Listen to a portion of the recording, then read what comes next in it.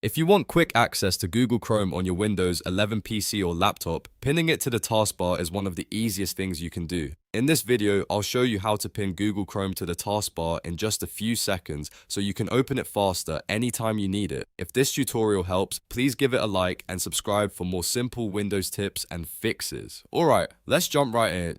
First, open Google Chrome on your Windows 11 computer. You can do this from the Start menu, from your desktop, or by searching for Chrome in the Windows search bar.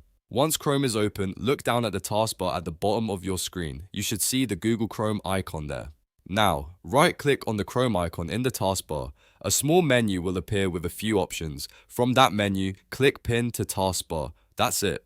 Chrome will now stay on your taskbar even after you close it, so you can launch it quickly whenever you want. If the icon is already on the taskbar, this method works perfectly. If it isn't there yet, make sure Chrome is open first, then right-click the icon and pin it. This is especially useful if Chrome is one of the apps you use every day for browsing, work, school, or streaming.